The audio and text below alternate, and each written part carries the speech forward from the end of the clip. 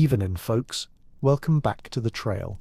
Go on, hang up your hat, kick the dust off your boots, and settle in by the fire.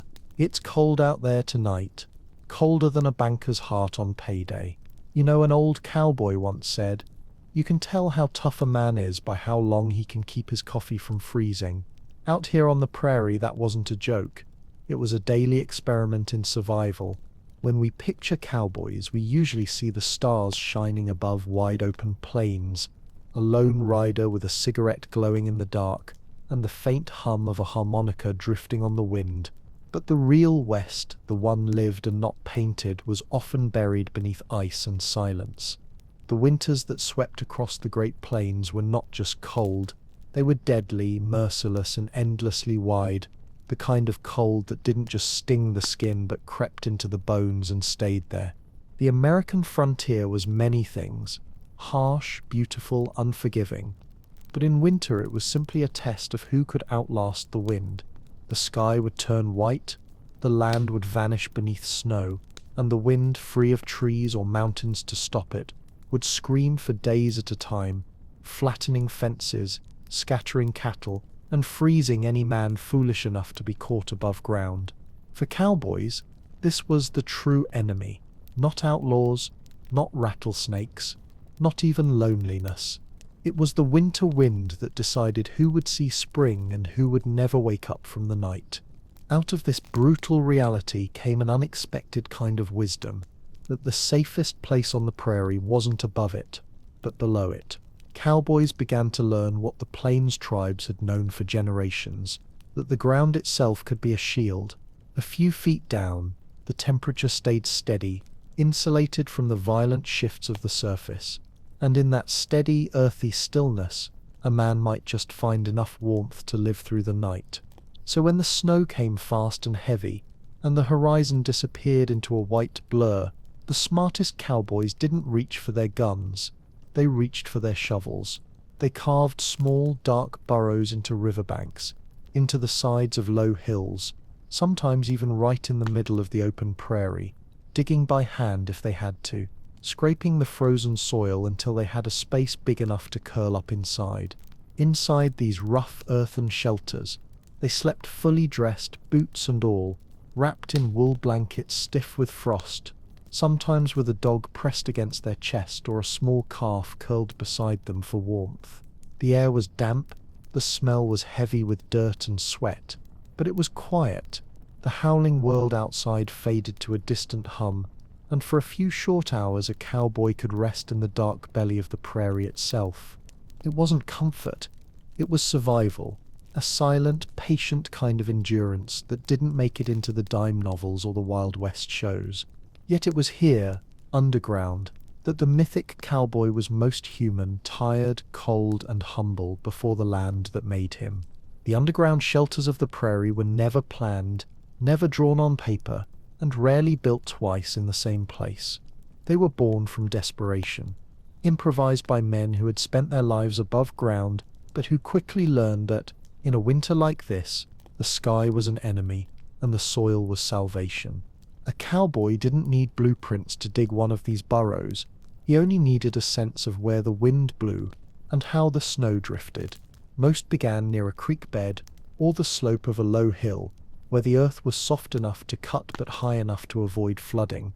They dug inward rather than downward, carving into the slope so the roof would stay supported by the frozen clay, and then they reinforced it with whatever the prairie offered: wooden fence posts, old wagon planks, even the bones of cattle that had perished earlier that winter.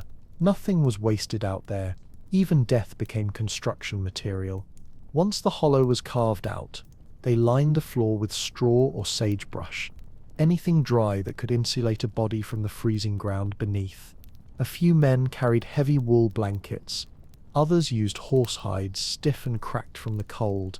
Some made a small trench to let the smoke escape from a tin can stove, or a hole poked through the roof with a rifle barrel, the crudest kind of chimney, but one that kept them alive. The air inside these dens was heavy and stale, a mix of earth, smoke, and animal breath, but compared to the wind outside, it felt like luxury. The sound of the prairie was muted here. No more screaming gusts, no rattling fences, no whip of snow against the canvas of a tent. Just the slow breathing of men half asleep, waiting for morning. Their food was simple, if you could call it that. Dried beef, hardtack, beans and coffee. So bitter it could wake the dead. They melted snow in tin cups, added grounds and drank it steaming in silence, the heat burning their lips and fingers. Sometimes they would bury the pot in a patch of coals to keep it warm through the night, sipping slowly, not because it was good, but because it was proof they were still here, still warm, still alive. Horses were kept close, sometimes tethered at the entrance where their bodies added a little warmth to the air.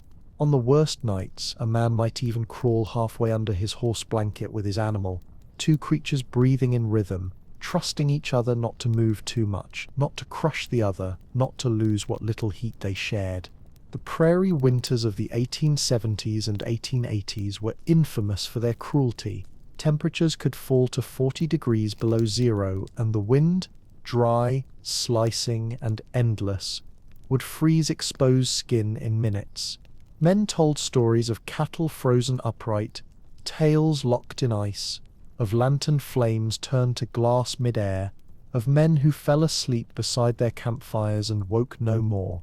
And so the ground became their ally. The soil that in summer grew wild grass and carried stampedes now became the thin wall between life and death. In that darkness, cowboys learned something. The plains always demanded humility. The land was bigger, older, and far more patient than any man. It didn't hate them, it simply waited, testing who among them could listen instead of fight. Each dawn was a quiet resurrection.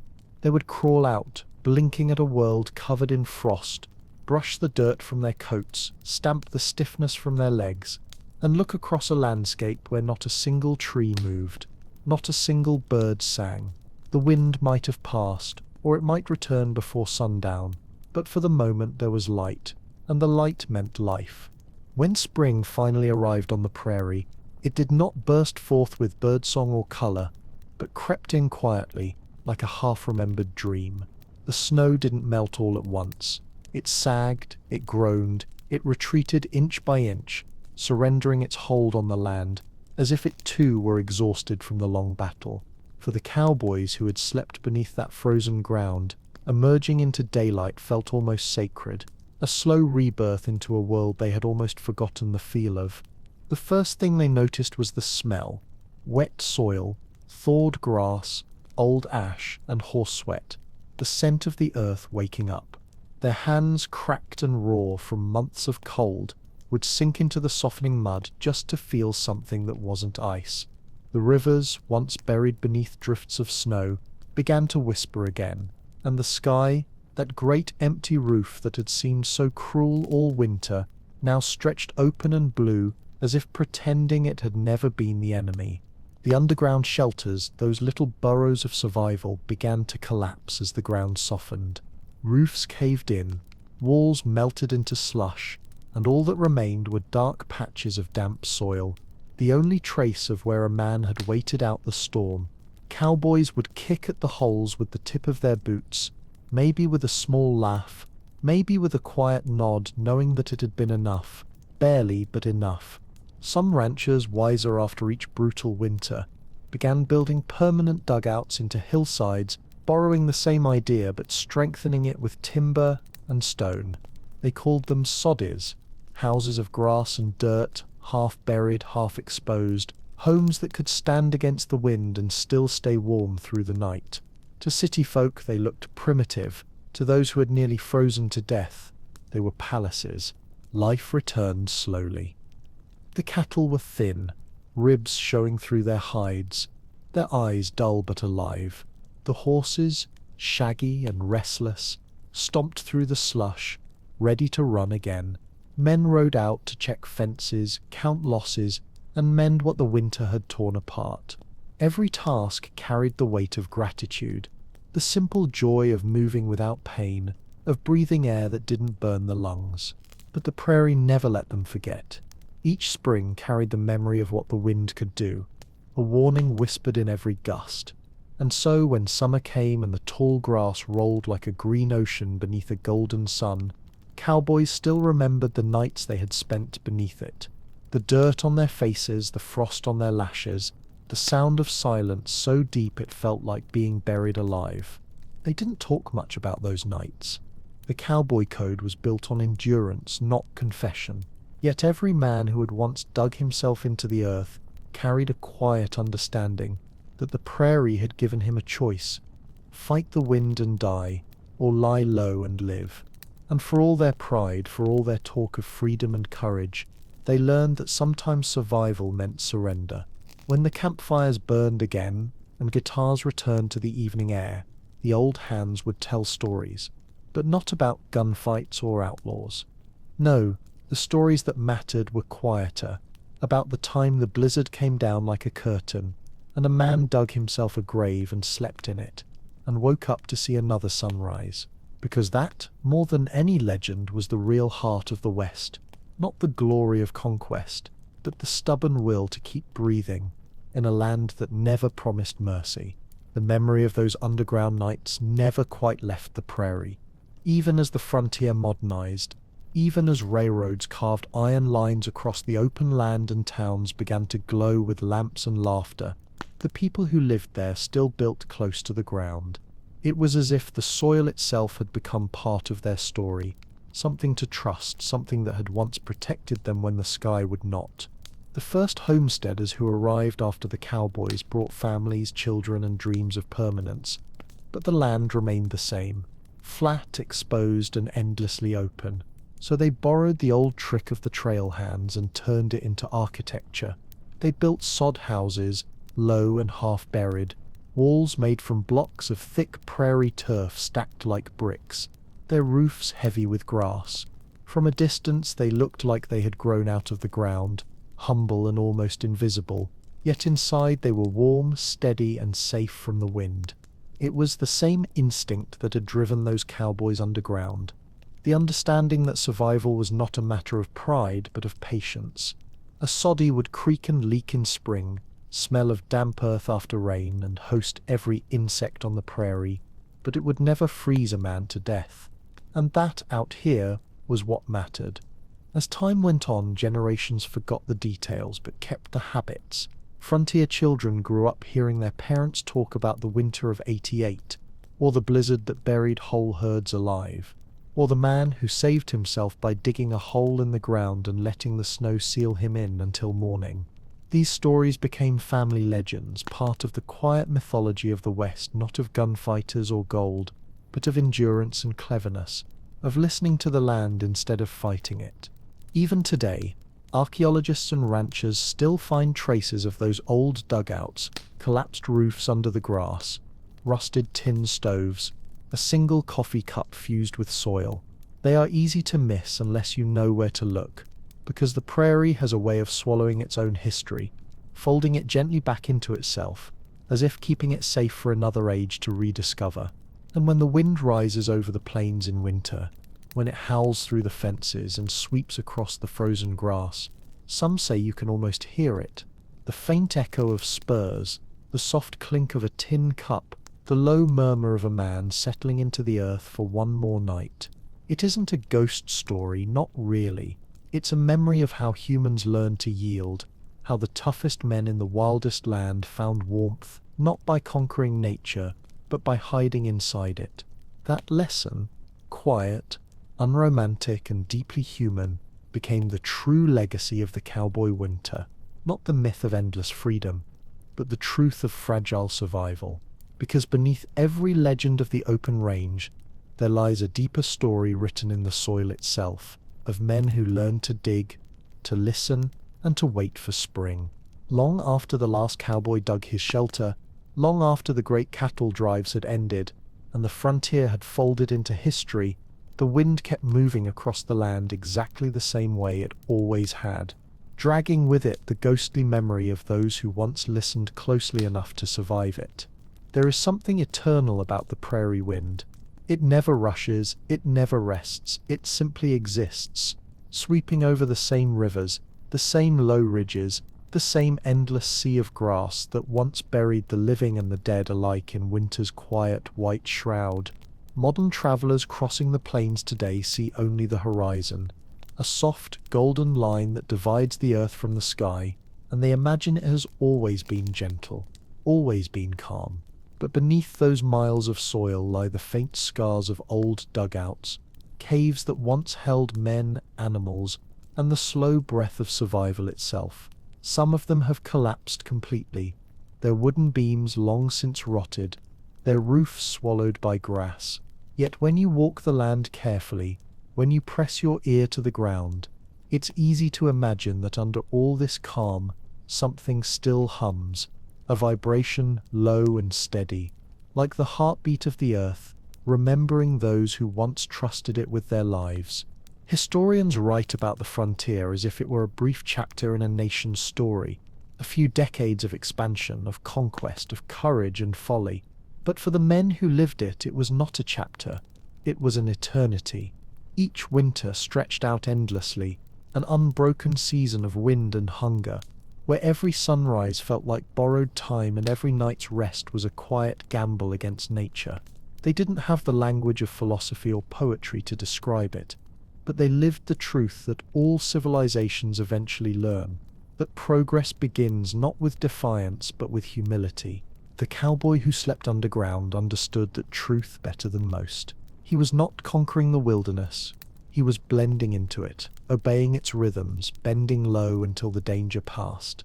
He trusted the dirt more than his gun, the silence more than his pride. In the dark, he could hear the world differently.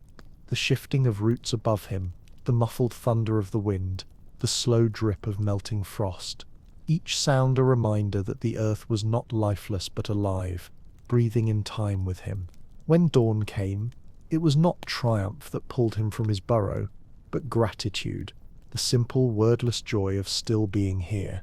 His fingers stiff, his face numb, he would crawl out into the pale light, brush off the frost, and look across a horizon that stretched forever, empty and infinite, and somehow it felt holy. There were no churches on the prairie, no cathedrals, but if you ever stood there at sunrise after surviving a night beneath the ground, you would not need one. The light itself was worship enough. Years later, when those same cowboys grew old and moved into towns, they still kept the habits that winter had carved into them. They built their homes low and close to the earth. They stored food in cellars, sealed windows against drafts, and never slept far from the sound of the wind. Some, when asked about those winters, would simply smile and say, "You don't fight the prairie, you just learn to listen to it." Others said nothing at all. They didn't need to. The silence said enough. And now, a century later, as we sit in warm houses and tell their stories through glowing screens, that silence still lingers in the soil. The wind still remembers. It still sweeps over the same ground, tracing the same invisible paths, whispering through dry grass that bends and sighs like a memory breathing out one last time. The names are gone, the markers vanished, but the land keeps its own kind of record, one written not in ink but in patience. So when you hear the wind moaning over the plains at night, when it rattles the windows and carries that deep hollow sound that feels almost human, remember that once upon a time men lay beneath that same wind, wrapped in blankets of dirt and wool, eyes closed, hearts steady, trusting the earth to keep them safe until morning. The wind wasn't their enemy, it was their teacher. It told them, in its own cold language, that survival is never about strength or courage or even luck. It's about learning when to be still. And perhaps that's the truest legacy of all those cowboys who slept underground during deadly prairie winters. The knowledge that even in a world built on noise and motion, sometimes the most powerful thing you can do is disappear for a while to let the storm pass, and to wake up when the light returns, alive, grateful, and quiet. The prairie wind never really stopped speaking. It just changed the way it told its stories. When night falls across the Great Plains and the horizon turns the color of cold iron, you can almost feel it. That ancient hum moving through the grass, through the soil, through the bones of the land itself. The same sound those cowboys once heard when they lay buried in their earthen shelters, listening in the dark, waiting for morning. In those long, silent hours beneath the frozen ground, time must have felt different. The world above was chaos, the storm howling, the snow falling in sheets, the cattle crying in the distance. But below, everything slowed, breath by breath, heartbeat by heartbeat. The cowboy became part of the landscape itself. The earth pressed close around him, not as a tomb but as a cradle. The air was thick and still. The only sound was his own breathing, a faint rhythm in the soil, steady and patient. Sometimes, when the wind paused, he could hear small things moving, a mouse scratching at the roof of dirt, ice cracking in the distance, the muffled groan of the river shifting under its frozen skin. These sounds were fragile, but they meant something. They meant that life continued, even here, even in the dead of winter. And somewhere far above, the stars still burned. He couldn't see them from where he lay, but he knew they were there. The same stars that had guided wagon trains west, the same constellations that hung over campfires and cattle drives, the same sky that had always watched in silence as men struggled, failed, and rose again. Out on the prairie, everything depended on faith like that.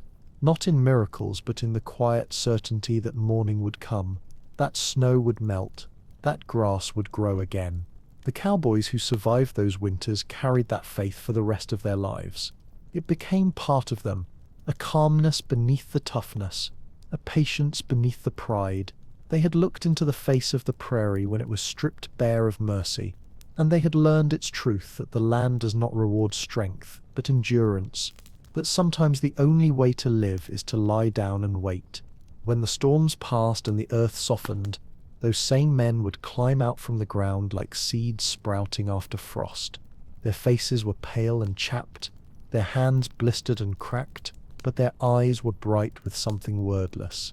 The knowledge that they had lived through the kind of cold that erases everything that isn't essential. They didn't speak much of it. The West was a place for quiet men, but when you looked at them, when you saw the way they watched the horizon, you could tell they remembered. The dugouts they left behind slowly returned to the earth. Grass grew over their entrances. The wood rotted. The smoke holes filled with dust. Cattle grazed where men had once slept. And the prairie forgot their names, but not entirely. Because every winter, when the wind came back from the north, and the snow began to fall sideways again, the land seemed to remember what it had once sheltered. It hummed with it, faintly, a kind of pulse, a rhythm, almost like breath. If you were to walk there now, in the dead of winter, across those empty miles of frozen grass, you might feel it too, the crunch of your boots over snow, the sting of air in your lungs, the stillness of a horizon that refuses to end. You'd feel small, the way those cowboys must have felt. Not defeated, just humbled, as if the land itself was reminding you how old it was, how much it had seen, and how little it truly cared for the dramas of men. But there is something sacred in that smallness, something grounding, because to stand on that soil, to feel that cold, to breathe that air, is to understand a truth older than the West itself, that the earth is both cruel and kind, and that to survive it, you must learn to listen to both voices at once. And somewhere out there, under layers of snow and centuries of silence, the echo of those cowboys still lingers, not as ghosts, not as legends, but as part of the land. You can almost hear them when the wind bends just right, the faint jingle of spurs, the low murmur of breath beneath the frost, the whisper of a man saying to himself, "Just one more night." Out on those plains, survival was never just a matter of muscle or grit. It was something closer to faith, a quiet belief that if a man stayed low and waited long enough, the earth itself would lend him strength. The cowboys didn't speak of it in holy terms, yet every night they burrowed beneath the soil. They practiced a kind of prayer. Each breath they took underground was a whisper to the land, "Keep me alive one more night." There, beneath a roof of frozen clay and tangled roots, a man could feel how thin the boundary was between life and the world that would one day take him back. The dirt pressed against his shoulders, cool and heavy, the scent of it filling his lungs until it felt like the prairie itself was breathing with him. He began to understand what the old tribes had always known, that the ground was not just where things ended, but where everything began, in the silence between gusts of wind. He could sense time stretching, ancient and patient. The same soil that now sheltered him had once buried mammoths, fed buffalo, and held the bones of forgotten people whose names were lost, but whose endurance lived on in every grain of dust. The prairie was not an empty place. It was alive with memory, with the weight of centuries pressing down, steady and kind, as if to remind him that suffering here was never unique. Every creature that had ever lived on this land had faced the same cold, the same hunger, the same long night. Sometimes, lying awake in that darkness, the cowboy's thoughts drifted far beyond cattle and fences. He wondered what drove men to this edge of the world, what made them trade safety for freedom, comfort for silence, warmth for the cold beauty of an endless sky. Perhaps it was something in the human heart that longed to test itself against the indifferent face of creation. Perhaps it was pride, or perhaps it was a deeper hunger, the need to feel small again, to be humbled by something vast and real. When the morning light finally seeped through the entrance of his dugout, it didn't blaze or shout. It crept in softly, turning the air from black to grey, then to the pale gold of a sun too weak to warm but strong enough to guide. He would rise slowly, brushing frost from his hat, his fingers trembling from the cold but alive. Outside the world was silent, not the silence of death, but the kind that comes before rebirth. Snow glistened like glass, and the horizon shimmered with a faint promise that the storm had passed. He didn't smile. Cowboys rarely did, but there was a steadiness in him now, a calm that came only from having seen the worst the prairie could offer, and knowing he could endure it. The wind could howl again tomorrow, and he would dig again if he had to, because once a man has found safety beneath the ground, he never forgets that the earth can be both grave and guardian. That understanding outlasted the frontier. It seeped into the hearts of those who came after. The settlers, the farmers, the wanderers, people who learned to read the land, not through maps but through patience. Even as the railroads came and the cities rose, there were always those who felt the pull of that old rhythm, who understood that true strength is not loud or defiant but quiet, like the heartbeat of the prairie itself. The dugouts crumbled, the men grew old, and their stories faded into legend. But every winter, when the wind begins its long, mournful song and the world turns white once more, the lesson returns with it, that survival is not about conquest but communion, that sometimes to withstand the storm, you must do what the cowboy once did: lower your head, trust the ground beneath you, and wait in silence until the light finds you again.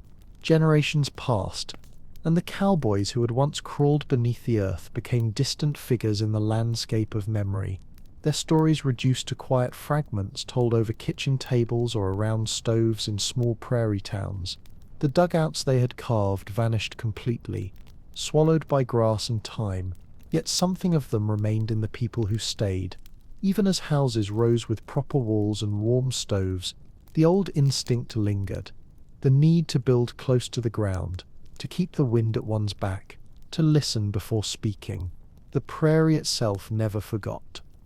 Every winter it rehearsed the same song, a low, steady moan moving over the frozen fields, a voice that seemed to come from nowhere and everywhere at once. Children born to new ranches would wake in the night and hear it, that hollow, endless sound, and ask their parents what it was. The answers were always simple: just the wind. But the truth was that it wasn't just the wind. It was the same breath that had blown across their great-grandfathers' camps, the same voice that had whispered over the roofs of earth and sod, carrying stories older than any living soul. In towns that dotted the plains, the rhythm of the wind became a way of life. Doors were built thick, windows small, roofs sloped low. When storms came, people moved inward by instinct, gathering around iron stoves, their movements slow and deliberate, as though repeating some inherited ritual. In those moments, as the wind pressed against the walls and the fire flickered low, It felt as if the line between past and present thinned, and the echoes of the old cowboys returned, men half asleep beneath the dirt, breathing quietly while the world howled above them. Even the animals seemed to remember. Horses turned their backs to the wind and stood still through the blizzards, eyes half shut, patient and unafraid. Cattle huddled close in the draws, forming a living circle of warmth, their breath rising like smoke into the night. Life on the prairie had learned long ago that movement was not always survival. Sometimes endurance meant stillness, the wisdom of waiting until the violence of the storm burned itself out. By the turn of the 20th century, the West had changed. Barbed wire cut across the open range, and railroads carved paths where herds once roamed freely. The old cowboy had become a myth, his image polished and romanticized for the cities back east, his rough life turned into spectacle. Yet, beneath the surface of that myth, the truth persisted quietly, in the soil and in the habits of the people who still called the prairie home. They understood what the old songs left out, that the heroism of the West was not in the gunfight or the gallop, but in the patience to endure a winter that could kill anything proud or careless. And even now, more than a century later, when you stand on those plains at dusk and the light drains from the world, you can still feel it, that same uneasy balance between beauty and indifference. The wind moves like breath through the tall grass, bending the blades in waves, whispering to anyone who listens that the land remembers. It remembers the hooves and the fire, the scent of leather and smoke, the shape of men lying beneath the ground, eyes closed, waiting for the thaw. The prairie keeps no monuments, but it keeps everything else. Every footprint, every forgotten camp, every sound ever carried across its surface. And in that way, the cowboys who once dug into its frozen skin are still here, not as ghosts, but as rhythm, as motion, as the pulse of a land that never stopped breathing. The great storms that once buried the frontier have faded into history books, but the habits they shaped live on in the bones of those who stayed. The children of the prairie grew into farmers, ranchers, and quiet dreamers who still watch the horizon the way their ancestors did. Wary, patient, respectful of the sky, they learned to measure time not by clocks but by weather, by the slow turning of the wind and the sound of snow against the window pane. Each winter carries its own memory, a shadow of that first lesson taught to the cowboys who slept underground, that survival comes not from defiance but from rhythm, in every small town scattered across the Midwest. That rhythm still hums. It's there in the way people speak, soft, measured, with the long pauses of those who think before answering. It's there in the way they build. Low houses, wide porches, cellars deep enough to hide from the wind. It's there in the way they endure, quietly, without ceremony, through droughts, blizzards, and years that seem too long. They are descendants not of conquerors but of listeners, people who learned that the land always has the last word. When winter returns each year, they prepare the same way the cowboys once did. They stack wood, seal doors, and make sure the old stoves are ready. There's no panic in it, only a calm familiarity, the same patience that once guided a hand through frozen soil to carve a shelter in the dark. They may not speak of history often, but every gesture is a remembrance, a continuation of the same conversation between human and earth that began centuries ago. The modern world moves fast. Highways cut across the plains, cell towers blink against the night, and cities spread in the distance. Yet even here, the wind still decides the terms of life. It interrupts radio signals, bends fences, rearranges snow into sculptures of movement and silence. The people who live here don't fight it. They let it pass the way their great-grandfathers once did, letting it sing its old song over roofs and fields until it grows tired and moves on. If you travel through these places, the Dakotas, Nebraska, Kansas, Montana, and stop your car on a winter evening, you can hear it for yourself. Step outside, breathe the cold air, and listen. Somewhere beneath that endless sound, there is a heartbeat. It isn't human. It isn't even alive in the way we understand life. It's the echo of everything that ever endured here, the buried shelters, the frozen rivers, the people who bent instead of breaking. The echo has shaped them in ways they don't always notice. It's why they value silence more than talk, why they prefer work to glory, why they look at strangers with a mix of caution and kindness. In the vastness of the prairie, there is no room for arrogance. The land is too big, the wind too old. Every generation learns this anew, some through hardship, some through memory. Yet the lesson is the same: to live here is to listen, to bow without fear, to trust that beneath the frost and emptiness, there is always warmth waiting to return. And so the echo continues, not in words or monuments, but in the way people stand at their doors and watch the storm roll in, unmoving, unafraid, knowing that what's coming has come 1,000 times before and will come 1,000 times again. They wait, as their ancestors once waited in the dark, knowing that somewhere below the snow, the ground still holds them, steady and sure. The cowboy may be gone, but his silence remains. It hums through the prairie grass, through the wires on the fences, through the slow rhythm of life itself. A reminder that the land never truly forgets those who listen to it long enough to survive.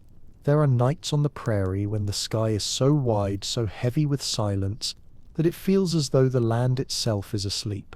The stars hang motionless above the frozen grass, the wind softens to a whisper, and the world becomes a vast breath drawn in and never quite released. Those who live here call it stillness, but it is something deeper, a kind of dreaming that belongs not to men but to the earth itself. When the earth dreams, it remembers. It remembers the weight of hooves and the creak of saddles, the muffled laughter around campfires, the smell of tobacco and wet leather after rain. It remembers the press of hands shaping dugouts, the soft thud of boots climbing out after a night beneath the frost, the slow shuffle of cattle moving through morning fog. Every sound that has ever touched it, every heartbeat that ever rested against its skin, becomes part of its endless memory. That is why the prairie feels alive, even when it looks empty. Its grasses whisper stories older than any town. Its rivers carve the same patient paths. Its storms arrive with the same voice that cowboys once feared and trusted in equal measure. Nothing here ever truly disappears. It only changes shape. A buried fire turns to ash, ash to soil, soil to grass, and grass to the food that feeds the next life, brave enough to stand against the wind. In that slow transformation, the earth dreams us all, not as heroes or ghosts, but as moments of warmth in an otherwise cold eternity. The cowboys who once dug their shelters became part of that dream. Their breath seeped into the soil, their body heat warmed the roots, their fears and hopes sank down until they mingled with the hum of the world itself. When you stand in the same places today, you can feel it underfoot, the pulse of memory, faint but steady, like a drumbeat buried beneath centuries of silence. Some scientists call it geologic time, others call it erosion or entropy, but out here it feels like something closer to mercy. The prairie forgives everything. It covers what was broken, smooths what was violent, and turns every act of survival into something soft and patient. The winds that once stripped flesh from bone now carry only whispers. The snow that once buried men alive now melts into the rivers that feed the spring. And if you lie down long enough in the grass, if you let your body go still and your breath slow, you can almost fall into that same dream. You can feel the cold air moving over your face, the scent of frost and dust, the faint vibration of the land breathing beneath you. You realize then what the cowboys must have known, that the world does not end at the edge of sight, that beneath every patch of ground lies a memory of warmth, and that to belong to this place is not to own it, but to be remembered by it. The earth dreams in cycles, endless and kind. Every spring it wakes and forgets a little, only to remember again when the cold returns. The wind sings, the grass bends, and the story continues, not written in books or carved in stone, but whispered across time by the same invisible hand that once brushed frost from a cowboy's cheek in the darkness. And perhaps that is the truest form of immortality, not to be celebrated or mourned, but to be folded into the rhythm of the land, to become part of its dream, to sleep as the prairie sleeps and rise again with its thaw, century after century, breath after breath.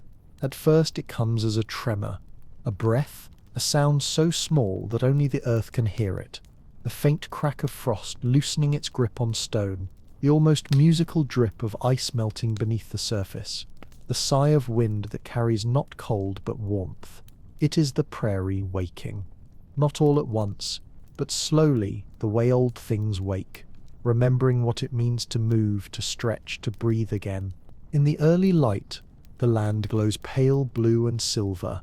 The snow that once seemed endless now lies thin and patchy, its edges curling inward, its strength fading with each new dawn.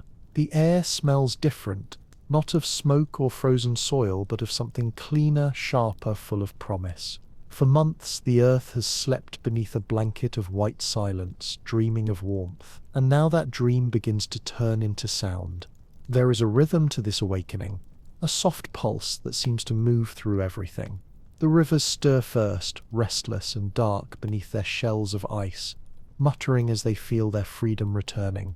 Then the grass, brittle and yellow, begins to whisper again, bending beneath the weak sun like someone remembering an old song.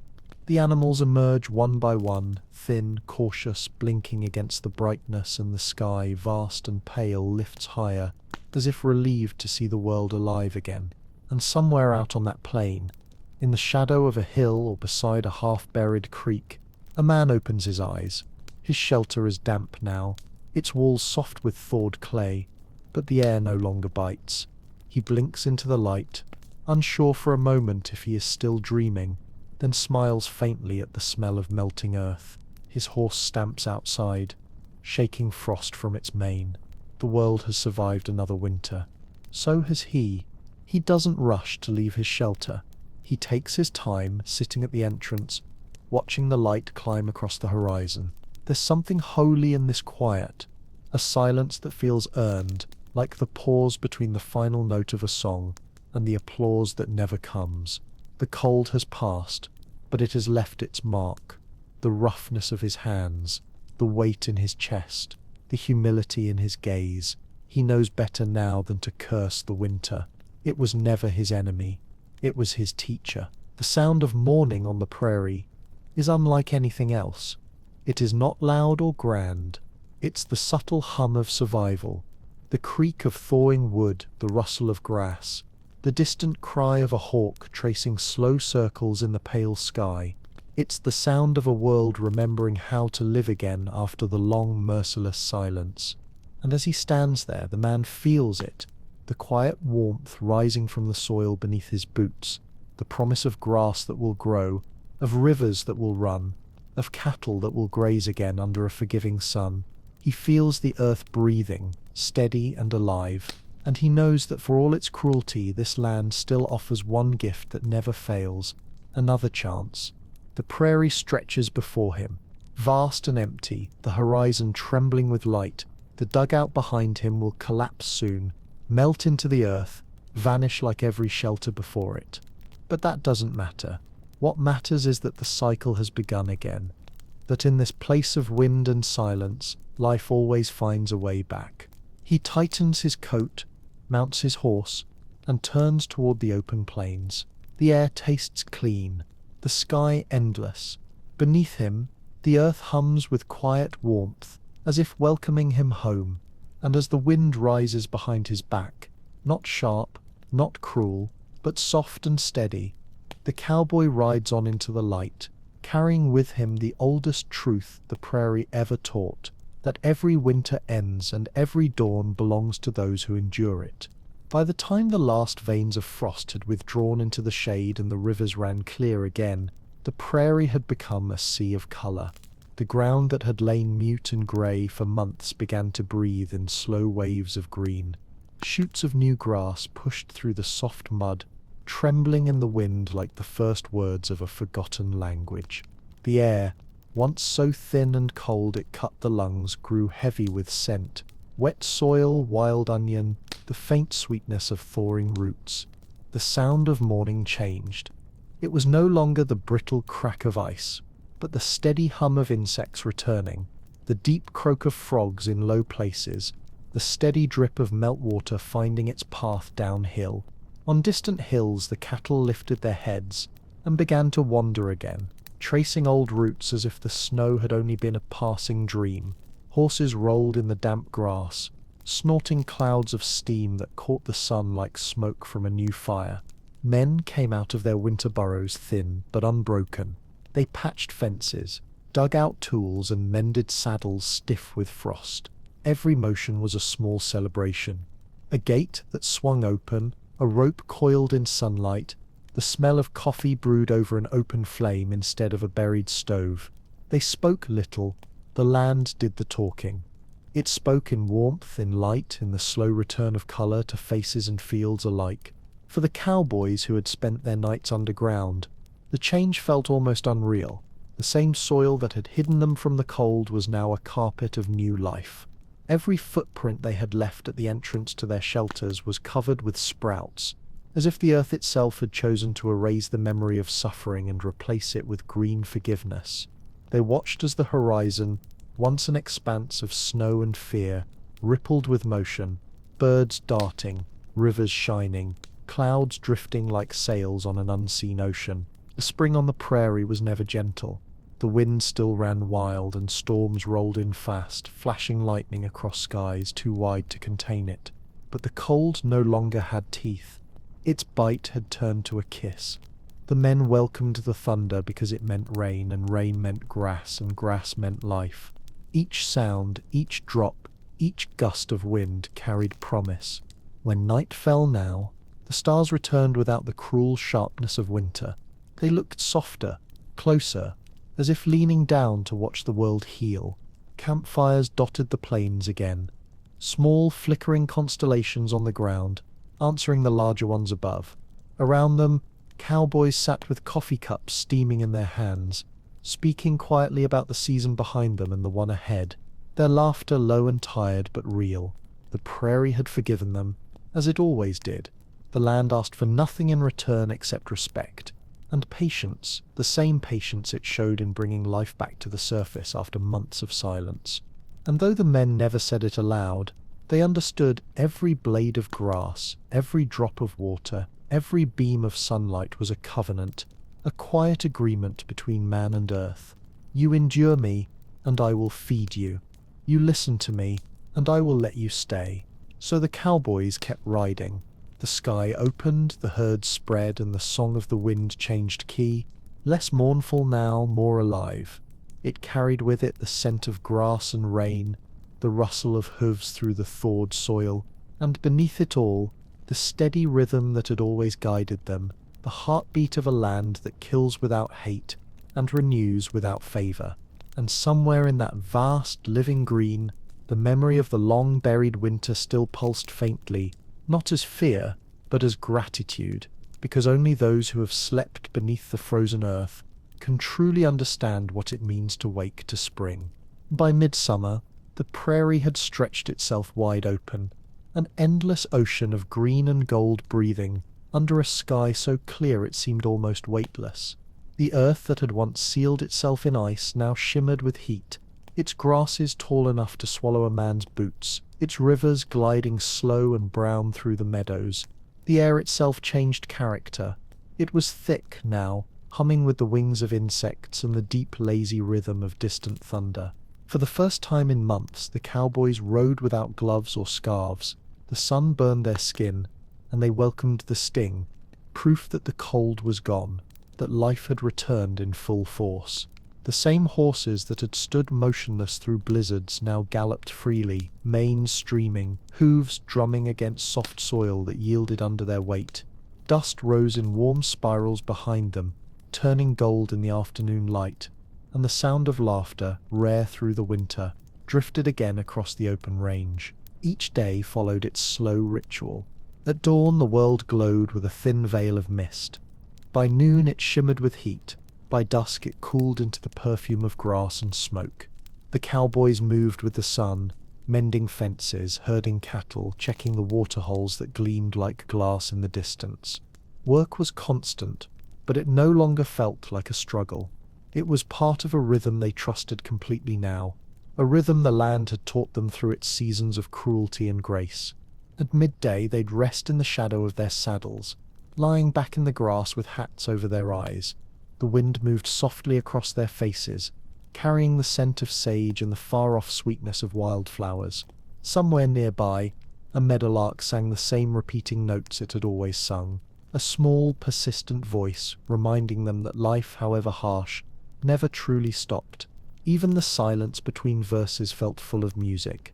Nights were long and warm, fires burned low and steady, sending sparks into a sky heavy with stars. The men told stories again, some true, some not, but all threaded with the same quiet reverence for what they had endured. They talked about the winter as if it had happened in another lifetime, laughing at the absurdity of sleeping beneath the ground. But in their eyes there was still a shadow, not fear but respect, the kind a man gives to something that once held his life in its hands. Sometimes when the wind shifted just right, they could still smell the faint trace of earth and frost, the ghost of their buried shelters lingering somewhere beneath the grass. It wasn't haunting. It was a reminder, a promise that the land never forgets what it keeps alive. And in that knowing, the men found a strange comfort. Summer on the range was brief, but it felt eternal while it lasted. The days blended into one another, bright and unhurried, the horizon always the same, impossibly far, impossibly free. The prairie was no longer a trial now, it was a companion. The same soil that had tested them with death now fed their cattle, their crops, their spirits. They rode through it not as conquerors but as guests who had finally learned the language of the land. And as the sun sank behind the rolling hills each evening, the sky would turn to liquid fire, crimson, gold, violet, and every man, no matter how hardened, would stop for a moment to watch. Because out here, beauty was not luxury, it was proof. Proof that the world, for all its coldness, could also forgive. Proof that endurance, once earned, became a kind of peace. They slept lightly on the open ground again, not in fear but in faith. The earth beneath them was no longer an enemy to hide from. It was home, a home that never promised comfort, only belonging, and that was enough. By August, the prairie was a furnace, the kind of heat that shimmered above the ground like a living thing, warping the air and blurring the line where earth met sky. The grass, once lush and thick, had turned the color of old brass, brittle at the tips and sharp enough to cut the skin. The rivers sank lower each day, curling inward, as if hiding from the sun, and the cattle grew restless, bunching together in the few scraps of shade left along the creeks. Even the wind had grown thin and hot, carrying the dry taste of dust and sage instead of cool promise. The cowboys had learned not to complain. They had seen worse. They had felt their bones nearly freeze in January, so this heat, this endless golden punishment, was something they could bear. Still, it wore on them in quiet ways. The sun flayed their necks raw, their shirts clung to their backs, and the sound of cicadas, constant, shrill, maddening, filled every empty space between thoughts. Water was the only currency now. They carried it carefully, shared it silently, and watched the horizon for the shimmer that might mean a storm. But the storms that came in late summer were not gentle. They were wild, violent, and beautiful in their own way. You could see them hours before they arrived, the sky bruising to black in the west, the air thickening until it hummed, horses snorting uneasily, and then the first streak of lightning cracking open the world. The rain would fall hard and fast, drumming against the dry earth until steam rose like smoke, the smell of dust turning to clay, of death turning to life. Men would ride through it grinning, soaked to the bone but grateful, tipping their hats back to let the water wash over their faces. The prairie forgave nothing, but sometimes it offered grace, and when the storms passed, the air felt new again, heavy with moisture, alive with the chorus of frogs and crickets returned from silence. The nights after such storms were soft and strange, the sky thick with stars and the earth still warm beneath the blankets. The cowboys would lie awake listening to the slow drip of rain from their saddles, the sound blending with the breathing of horses and the faraway rumble of thunder retreating into the distance. The heat for a time felt almost kind. Days later the drought would return, as if mocking their relief. The grass crackled underfoot again, and the horizon rippled with mirage. The men grew quieter, their laughter rarer. Out on the range, words were heavy. They cost something to speak in this kind of heat, but silence came easy. It was the one thing the prairie had taught them to trust.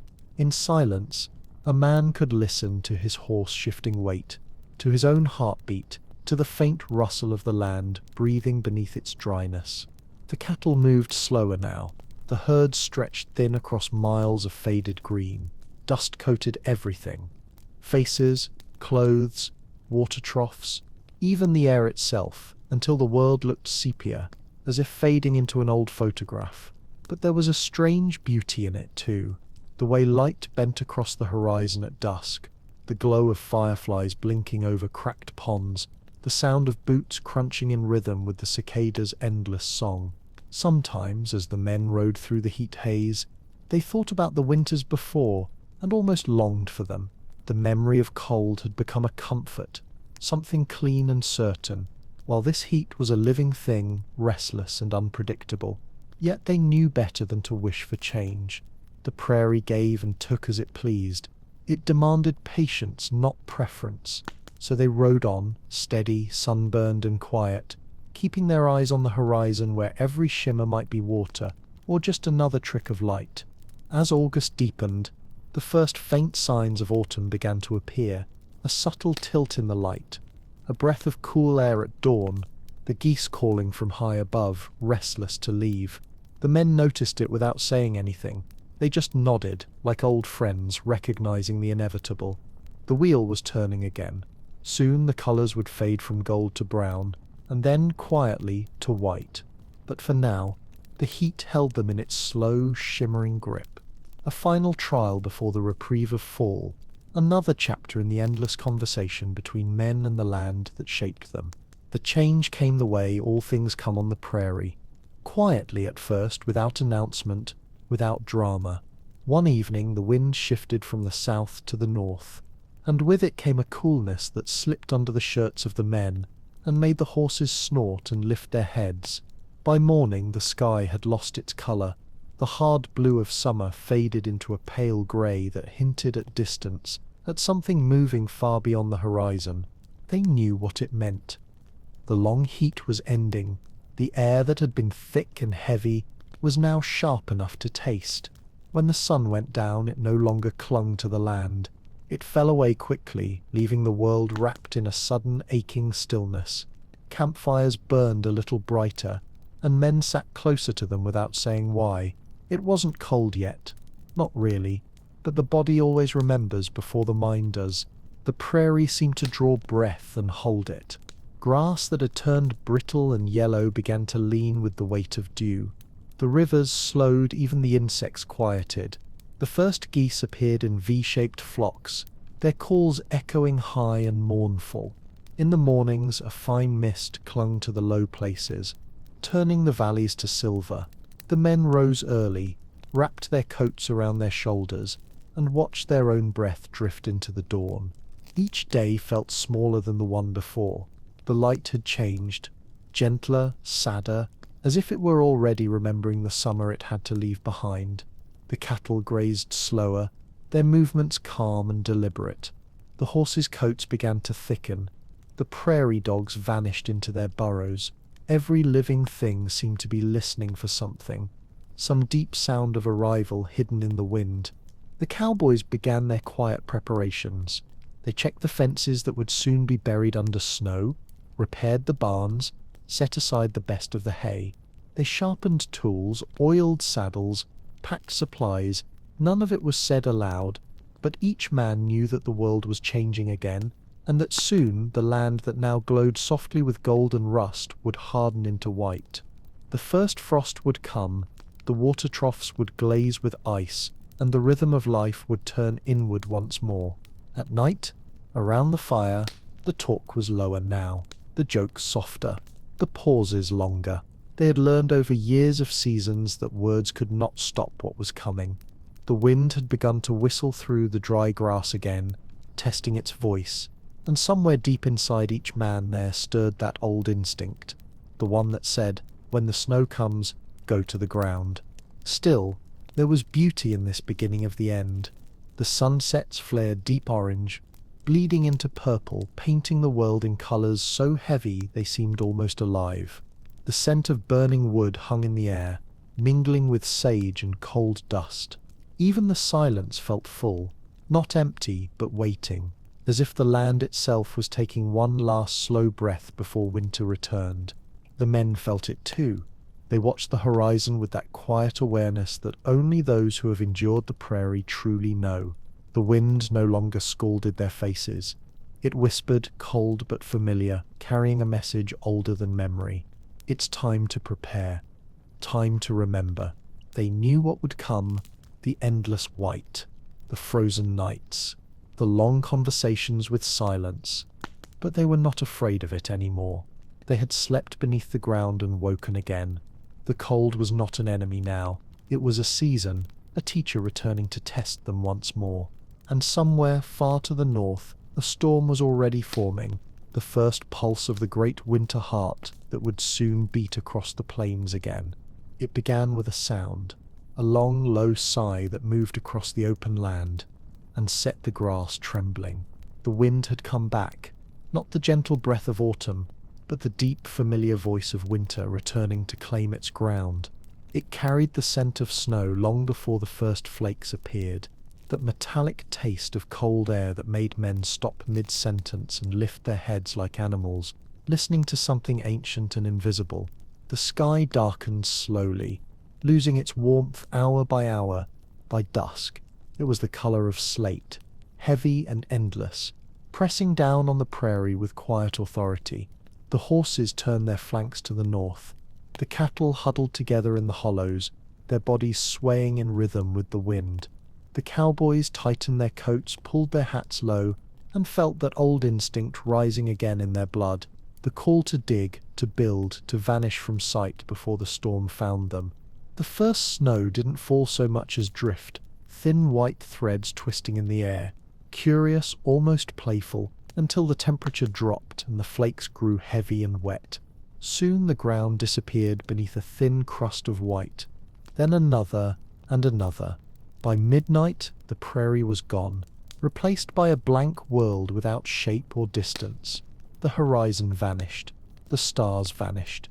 Only the wind remained, circling endlessly, roaring in its hollow kingdom. The men moved quickly, and without talk. They had been here before. They found the low ground, the sheltering banks, the old hollows carved years earlier that still held the ghost shapes of their former refuge. Some built walls of snow, others dug with their bare hands until the dirt broke free beneath the frost. The smell of the soil was sharp and rich, a strange comfort. They worked until their breath came in ragged bursts, then crawled into the darkness they had made. Inside, the world was silent again. The sound of the storm dulled to a distant heartbeat. The earth, cold but solid, pressed close around them, sealing them off from the white fury above. They lit small fires in tin stoves, the flames trembling like fragile lives, their smoke curling upward into cracks that hissed with frost. The air was thick, heavy with dampness, and the faint scent of burning fat, but it was warm, warm enough to live. They did not speak much that night. They knew the ritual now. Sleep came in fragments. Each man woke often to feed the fire, to listen, to make sure the wind had not changed its mind and turned deadly again. Between those moments of wakefulness, they drifted in and out of dreams, dreams of green grass, of running water, of sunlight so bright it hurt the eyes, and beneath it all, the low hum of the prairie, steady and patient, as if whispering that this was the price of belonging. By morning, the light filtering through the cracks was pale and uncertain. The storm had passed, but the world was still, buried and shining. The dugouts were half hidden now, little mounds under the snow, smoke curling faintly from their makeshift chimneys. When the men pushed open the frozen doors, the air outside struck them like glass. They blinked, squinting at the sheer brightness of the white horizon. It was as if the earth had been wiped clean, remade in silence. The first tracks they left in the new snow were slow, deliberate, almost reverent. Horses snorted clouds of steam. The wind, spent for now, moved softly across the drifts, whispering its promise. "I'll be back." The men didn't curse it. They nodded instead, as though greeting an old teacher. They had passed another test. The cycle had begun again, harsh, familiar, and sacred in its own way. Above them, the sky cleared to a hard blue, and the world glittered with frost. The prairie had reclaimed its winter voice, and the cowboys once more had returned to the ground to listen. Winter reached its deepest hour. The sun, when it appeared, stayed low and weak, a pale coin sliding along the horizon before vanishing again into the cold. Days were little more than brief flashes of light between long nights, and those nights felt endless, not cruel, just vast, stretching so wide that a man could lose the sound of his own thoughts inside them. The world had slowed to the rhythm of breath and heartbeat, a pulse buried somewhere beneath the frozen crust of earth. Inside their shelters, the cowboys moved quietly, conserving motion as they conserved fuel. They had become as much a part of the prairie as the roots above them. Their voices were softer now, the edges of language worn smooth by repetition.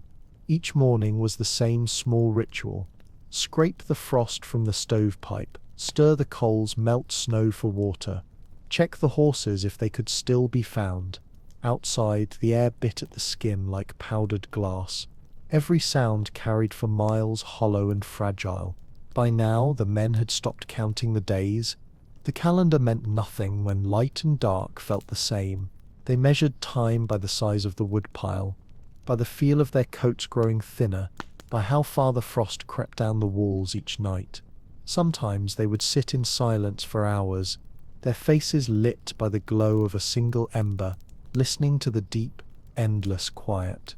It wasn't loneliness exactly, more like a kind of surrender. The prairie had swallowed their noise, their urgency, even their memories, leaving behind something purer, simpler, almost holy. The wind came and went, sometimes gentle, sometimes in sharp bursts that made the walls tremble. When it blew, the world outside turned white and formless, and the men would pause their work and listen.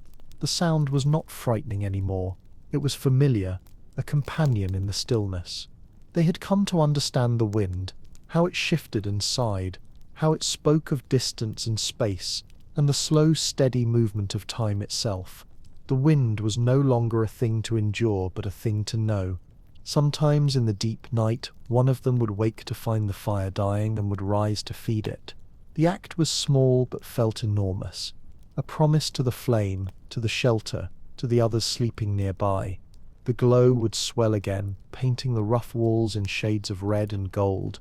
The man would watch the light flicker against the dirt and wood, and for a moment he could almost believe the world outside was warm again. Dreams in that season were vivid. They dreamed of rain, of the smell of wet earth, of tall grass bending in the wind, of a sky alive with color.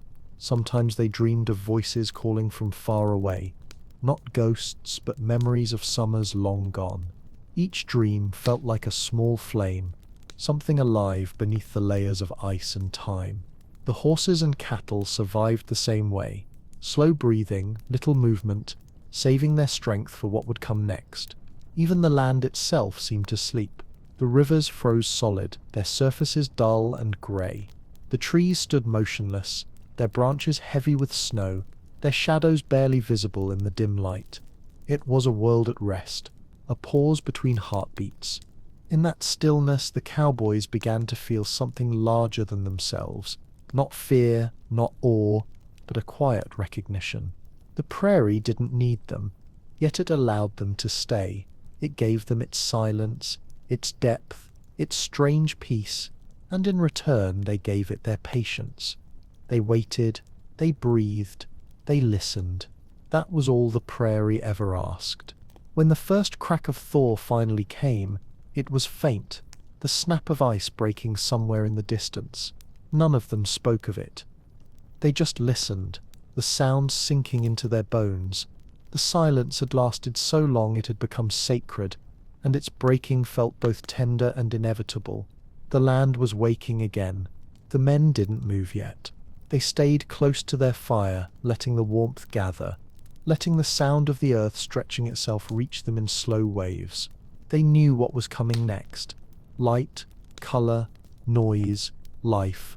But for now they remained in the long silence, savoring its weight, its patience, its quiet promise. It began not with sunlight, but with sound, faint at first, like a whisper through old wood, a soft crack, a drip, a sigh from somewhere beneath the snow. The prairie, after months of sleep, was loosening its frozen skin. The men could feel it before they could see it. The air inside the dugout grew heavy with moisture. The frost on the walls melted into thin streams that traced slow lines down to the floor. Outside, the wind had changed.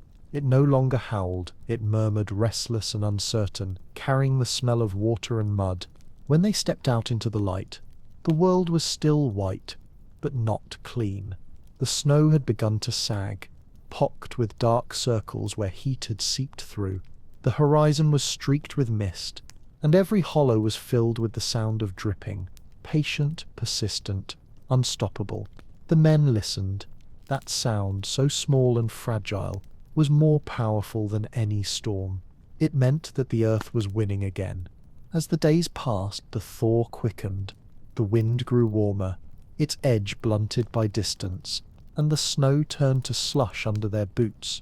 The horses, once still and silent, began to paw at the ground, snorting steam into the air. Their bodies twitched with energy, their muscles remembering motion. The cattle followed, lowing softly, their hooves sinking into the thawed topsoil that released the scent of deep, living earth. Every breath of wind carried that scent, rich, damp, ancient, the perfume of things returning. Water began to move again. Streams that had been sealed in glass came alive with gurgles and murmurs, slipping over stones, joining into rivulets that cut new paths through the fields. The sound filled the air, constant, musical, echoing off the hills like laughter after a long silence. The cowboys watched it with quiet reverence. They didn't speak, didn't cheer. They just stood, letting the warmth soak into their hands, their faces, their bones. At night, the frost still returned, glazing the puddles with a thin crust that cracked underfoot at dawn. But the sun had found its strength again, and by midday the world glittered. Drops of water clung to every blade of grass, every twig, turning the prairie into a field of diamonds that shimmered as far as the eye could see. The men squinted against the brilliance, their eyes watering from light they had almost forgotten existed. After months of grey, the brightness hurt, but it was a sweet kind of pain. The thaw changed more than the land. It changed them. They moved slower, not from exhaustion, but from awe. Every sound, a bird's call, the creak of ice breaking, the rush of meltwater felt sacred. The fire they built now was smaller, not out of need, but habit. The true warmth came from the world itself. For the first time in months, they unbuttoned their coats and let the air touch their skin. One morning, they saw the first blade of grass.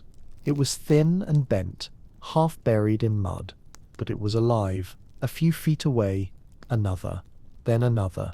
Within days, the white had retreated into the shadows, and the prairie began to colour itself again, faint patches of green creeping outward like slow fire. The thaw had become a song, quiet but unstoppable, a hymn the land sang to itself after surviving the long silence. In the evenings, the men sat outside their shelters and watched the sunset spill across the melting snow, gold and pink and violet.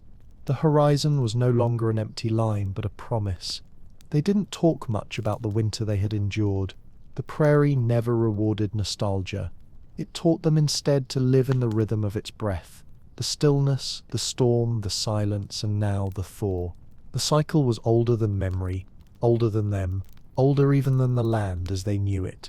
And as the last snow melted into the soil, sinking deep into the roots that waited beneath. The cowboys felt something shift inside themselves. A quiet understanding that what had been buried was never truly gone. It had only been waiting for warmth. They turned their faces toward the wind, soft now, full of water and light, and breathed deeply.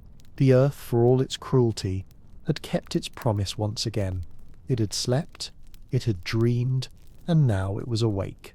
By the time the last patches of snow vanished from the hollows, the rivers had broken free. They ran wild through the prairie, thick and brown with the memory of mountains, swelling over their banks, swallowing fences, carrying branches, leaves, and the debris of a long winter down toward the distant sea. The sound of them filled the air, a deep rolling thunder that never stopped, day or night. To the cowboys, it was the sound of the world breathing again, strong and full. Everywhere there was movement now. The grass rose almost visibly, turning the plains into a green tide that rolled and shimmered in the wind. Herds spread out across the open land, their dark shapes moving like shadows over the light. Birds returned in vast clouds, their wings flickering in silver flashes against the sky. Frogs croaked from the swollen ditches, insects hummed, and the air carried the warm, wet smell of life without restraint. The earth, once sealed and silent, sang. The men rode farther each day, their coats open, their hats tilted back to catch the light. The cattle were fattening again, the horses sleek and restless. The same trails that had been buried under snow now rippled with grass and wildflowers. The land looked endless once more, open, forgiving, radiant. Yet beneath that beauty the men could still feel the echo of what had come before. Every gust of wind, every scent of wet earth, carried a faint whisper of the winter that had shaped them. They knew that this calm, this glory, would not last. The prairie never promised peace for long, but that was the secret they had learned through every storm and silence. Peace was not a season, it was a moment. And that moment was now. They would take it. They would live inside it. They would ride through it like men crossing a dream they had once almost forgotten. At night, when the rivers glowed faintly in the starlight and the air pulsed with the sound of frogs and wind, they sat by their fires, the flames reflected in their eyes. The prairie around them was alive, breathing, immense. The same land that had nearly buried them now offered them warmth, food, and light. The men didn't thank it aloud. They didn't need to. The way they moved, the way they spoke softly, the way they paused to listen to the night, that was gratitude enough. When sleep came, it was deep and easy, no longer the broken rest of fear and cold, but the kind of sleep that comes when a man knows he has earned his place in the world. The fire burned low, the horses shifted in the dark. The wind, softer now, drifted through the grass and whispered over their sleeping forms like a benediction. The prairie turned beneath them, slow and eternal. The rivers would fall again in summer, the heat would rise, the cold would return, the cycle would begin anew, as it always had, as it always would. But tonight there was only peace, the steady rhythm of the land, the soft music of water and wind, and the knowledge that life, even here, even after everything, goes on. And if you listen closely, far out where the grass meets the stars, you might still hear them, the low laughter of cowboys carried on the breeze, the whisper of their spurs, the echo of their stories moving through the dark. The prairie remembers them, the wind still calls their names, and in that endless song the world endures, sleeping, waking, dreaming forever.